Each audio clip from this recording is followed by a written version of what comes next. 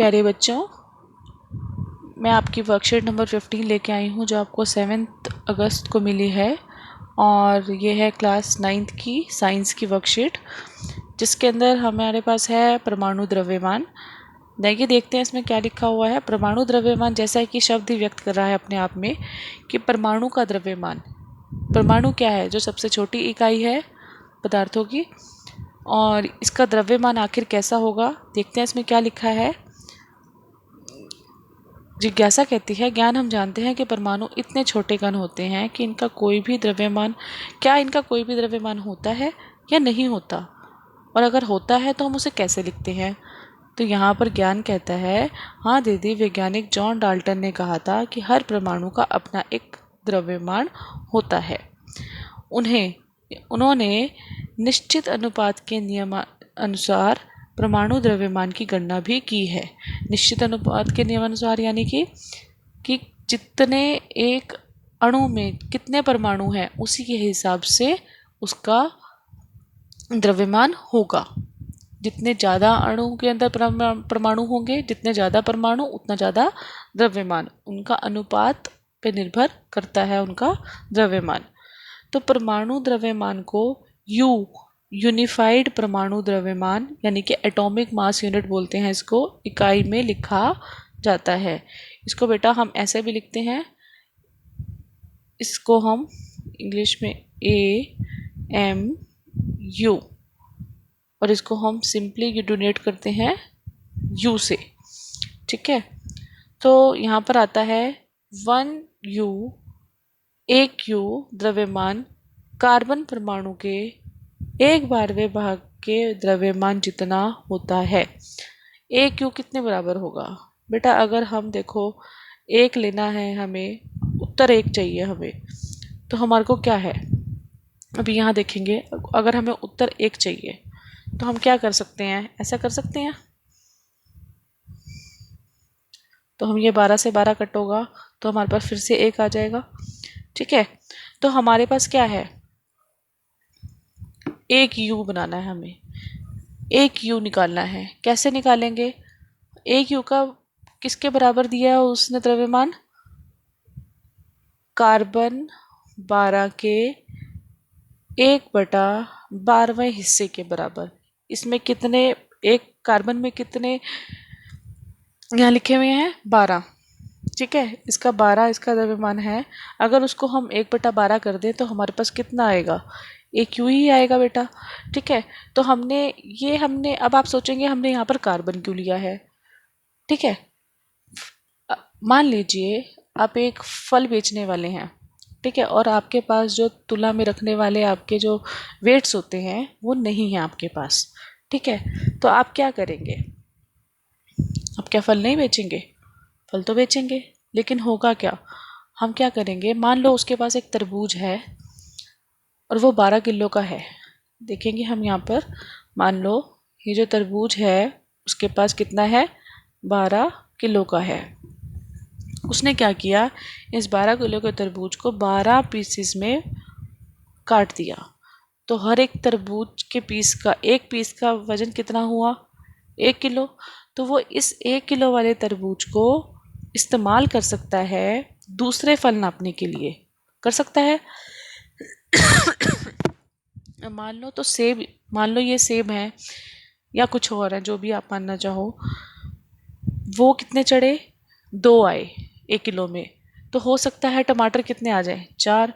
हो सकता है कि छोटे छोटे अंगूर कितने आए? हो सकता है वो 20 आ जाए। तो मतलब किस पर डिपेंड करी बात सारी? किस पर निर्भर करती है कि एक अणु में कितने परमाणु हैं। ठीक है ना, 1 किलो में अगर यहाँ 2 सेब हैं तो 4 टमाटर भी हो सकते हैं और 20 अंगूर भी हो सकते हैं। तो ये यहाँ पर हमारे पास बेटा, इसको समझाने के लिए उन्होंने तरबूज का उदाहरण दिया है। पढ़ते हैं इसको। यदि हम तरबूज को एक कार्बन परमाणु जैसा माने, तरबूज को क्या माना है उसने? एक कार्बन का परमाणु मान लिया है। कार्बन 12 बोला है समस्थानिक, तो इसकी 12 फाके कार्बन के 12 परमाणु द्रव्यमान है। ठीक है बेटा, तो उसकी 12 फाके क्या होगी? कार्बन के एक का एक एक फाक का क्या हुआ, एक न्यू है, तो 12 फाकों का कितना द्रव्यमान हुआ, 12 न्यू। ठीक है, अगर हम उसका 12वां हिस्सा लेंगे तो हमारे पास बेटा एक यू ही बचेगा। ठीक है, इसी तरह एक फाक हाइड्रोजन परमाणु का एक यू जैसा होगा। ऐसे ही अगर हम 16 फाके ले लेंगे तो ऑक्सीजन के परमाणु द्रव्यमान जितनी हो जाएंगी, क्योंकि ऑक्सीजन का जो द्रव्यमान है कितना होता है, 16। ठीक है, तो उसका 16 न्यू हो जाएगा। ठीक है बेटा, एक फाक जो हो जाएगी उसकी 16 फाक ले लेंगे तो वो ऑक्सीजन के बराबर हो जाएगी। ठीक है, तो बेटा यहाँ पर उस मैंने आपको ये कंसेप्ट समझा दिया है जो आपका परमाणु द्रव्यमान का है। इसके बाद जो है ज्ञान कहता है, दीदी आपने बताया था कि अधिकांश परमाणु अधिक अभिक्रियाशील होने की वजह से स्वतंत्र रूप में अस्तित्व में नहीं रह पाते, क्योंकि वो क्या है, ज़्यादा अभिक्रियाशील है, इधर उधर जाके अभिक्रिया करते रहते हैं, तो वो अपने अस्तित्व खो देते हैं या अपने अपने रूप अस्तित्व में नहीं रहते प्रॉपर। तो ऐसे परमाणु किस अस्तित्व में रहते हैं? जिज्ञासा कहती है ज्ञान, परमाणु आपस में अभिक्रिया कर अणु एवं आयन बनाते हैं। परमाणु छोटे हैं सबसे, वो मिलकर क्या बनाएंगे, अणु बनाएंगे, और क्या बनाते हैं, आयन, जो अत्यधिक संख्या में पुंजित संगठित हो पदार्थ बनाते हैं। जो अगर बहुत ज़्यादा हो जाए ये अणु या आयन, तो वो मिलकर क्या बनाते हैं, पदार्थों का निर्माण करते हैं, जिन्हें हम देख सकते हैं, महसूस करते हैं या फिर छू भी सकते हैं। तो देखते हैं आगे क्या लिखा है। तो बेटा यहाँ लिखा है परमाणु का अस्तित्व दिखा रहे हैं, परमाणु किस किस रूप में रहता है। यहाँ लिखा है तत्वों के अणु, यहाँ लिखा है यौगिकों के अणु। तत्वों के अणु वो होते हैं एक ही प्रकार के परमाणु रासायनिक अभिक्रिया कर अणुओं का निर्माण करना, जैसे कि ऑक्सीजन भी, दो ऑक्सीजन मिलके O2 का निर्माण कर रहे हैं, या फिर हम कह सकते हैं दो हाइड्रोजन के अणु मिलकर किसका निर्माण करते हैं, हाइड्रोजन अणु का। ये क्या है, परमाणु, दोनों ये हाइड्रोजन परमाणु है और मिलके एक हाइड्रोजन अणु का निर्माण कर रहे हैं। ठीक है, लेकिन ये तत्वों के हैं क्योंकि वो एक ही प्रकार के हैं। अब बात कर रहे हैं यौगिकों के अणु में। यहाँ पर भिन्न भिन्न तत्व परमाणु एक निश्चित अनुपात में जुड़कर यौगिक के अणु बनाते हैं। जैसे कि क्या है, यहाँ पर जो जल है, जो वाटर दिया हुआ है, H2O दिया हुआ है, इसमें एक H है और दो क्या है, बेटा यहाँ पर ये गलत लिखा हुआ है आपका, आप यहाँ से लिखे देखिए मेरे भी तरफ, ये लिखा है 2 H हैं और एक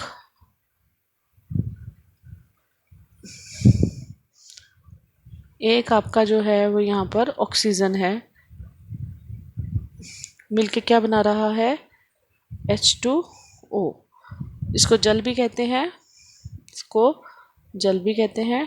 इसके बाद है बेटा, आप कार्बन डाइऑक्साइड को देख सकते हो। कार्बन डाइऑक्साइड एक गैस है, वो किससे मिलके बनी होगी, एक कार्बन से, और एक कार्बन का परमाणु है, दो ऑक्सीजन के हैं। ठीक है बेटा, इसके बाद ये तो हो गए आपके तत्वों और यौगिकों के अणु। इसके बाद है आयन। आयनों का क्या होते हैं, आवेशित कणों को आयन कहते हैं। आवेशित यानी जिन कणों पर क्या होता है, आवेश। आवेश कैसे हो जाते हैं, देखो बेटा, ये हाइड्रोजन होता है पॉजिटिव, ये धन आयन है, ये ऋण आयन है। ऐसे आवेश जिन कणों पे क्या होता है, आवेश होता है, उनको हम आयन कहते हैं। इन पर धन या ऋण आवेश होता है, जैसे कि सोडियम क्लोराइड में सोडियम और इधर से क्लोराइड। तो बेटा ये आयन है। इसके बाद है, क्या सभी पदार्थों का परमाणु द्रव्यमान एक जैसा होता है, स्पष्ट कीजिए। तो हम यहाँ पर उत्तर देंगे नहीं, नहीं एक जैसा नहीं होता, क्योंकि बेटा जो यहाँ पर नियम बताया गया है आपको बेटा, अगर आप ध्यान देंगे, निश्चित अनुपात के नियम के अनुसार लिखेंगे हम कि जैसे मैंने आपको पहले बताया कि 1 किलो में 4 सेब भी हो सकते हैं, तो 7 टमाटर भी हो सकते हैं और 20 अंगूर भी हो सकते हैं। तो बेटा ये परमाणु के ऊपर निर्भर करेगी सारी बात, कि परमाणु, एक अणु में कितने परमाणु हैं उस पर निर्भर करती है बात, क्योंकि यह बात किस पे निर्भर करती है, परमाणुओं पे। एक परमाणु का कितना द्रव्यमान है ये उस पर निर्भर करती है बात। इसीलिए सभी पदार्थों का परमाणु द्रव्यमान एक जैसा नहीं होता, क्योंकि अलग अलग अणुओं में अलग अलग परमाणुओं की संख्या होती है। ठीक है बेटा, क्योंकि जैसे आपने कार्बन में देखा तो 12 थे, ऑक्सीजन में देखा तो कितना था, 16 था। तो दोनों का द्रव्यमान क्या होगा, अलग होगा। ठीक है ना, द्रव्यमान अलग है। क्यों अलग है? क्योंकि परमाणुओं की संख्या अलग अलग है। ठीक है। इसके बाद है परमाणु द्रव्यमान इकाई क्या है। बेटा ये तो आपका पहले यहाँ पर लिखा ही हुआ है, परमाणु द्रव्यमान इकाई किसे कहते हैं। ये है आपका, यहाँ पर आप ध्यान देंगे, अभी क्लियर करके दिखाते हैं आपको। ये रहा, ये है परमाणु द्रव्यमान की परिभाषा कि एक यू द्रव्यमान कार्बन परमाणु के 1/12 भाग के द्रव्यमान जितना होता है। उदाहरण के लिए यहाँ पर हाइड्रोजन का भी दे सकते हैं और हाइड्रोजन का भी दे सकते हैं। ठीक है, उदाहरण आपको पूछे गए हैं तो उदाहरण इसी में से देंगे। इसके बाद है परमाणु किस प्रकार अस्तित्व में रहते हैं। परमाणु दो प्रकार से रहते हैं अस्तित्व में। ये आप चार्ट जो हमारे पास है इसको यहाँ से यूज़ कर सकते हैं, जो आपकी वर्कशीट में दिया गया है कि परमाणु या तो अणु बन जाते हैं या फिर आयन बन जाते हैं। अणु भी आगे तत्वों के अणु होते हैं या फिर यौगिकों के अणु होते हैं। इनके उदाहरण भी दिए हैं, आयन के भी उदाहरण दिए हैं। ठीक है बेटा, तो इसके बाद है हमारे पास अगला प्रश्न, जिसके अंदर है आयनों पर किस प्रकार से आवेश होते हैं, उदाहरण सहित लिखने हैं। तो बेटा अगर आप ध्यान देंगे, फिर से वहीं जाते हैं हम, दिखाती हूँ मैं आपको। ये रहा आवेश, आयन कैसे बनते हैं, ये रहा आपका उदाहरण। तो आपको ये रहा NaCl में सोडियम और क्लोराइड का आयन। हम लिखेंगे आवेशित कणों का आयन कहते हैं, इन पर धन अथवा ऋण आवेश होता है। जैसे कि हाइड्रोजन पर हमेशा धन आयन होता है, क्लोरीन ऋण आयन होता है, ऑक्सीजन भी ऋण आयन होता है, सोडियम धन आयन होता है। तो ये आप उदाहरण कोई भी दे सकते हैं इसमें से। ठीक है, तो आप पहले लिखेंगे कि आयनों पर धन अथवा ऋण आवेश होता है, जैसे कि उदाहरण के लिए ये सब दे देंगे। ओके बेटा, तो बेटा ये थी आपकी आज की वर्कशीट नंबर 15। नेक्स्ट वर्कशीट में आएंगे तो हम दोबारा से डिस्कस करेंगे, प्रश्न उत्तर भी डिस्कस करेंगे। तब तक के लिए हंसते रहिए, मुस्कुराते रहिए।